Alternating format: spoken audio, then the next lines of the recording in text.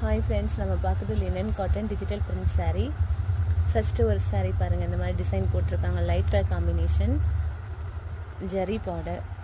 Next ஒரு design, flower design போட்டு ஒரு டார்க் கலர் காம்பினேஷனில் இருக்குது பாருங்கள்.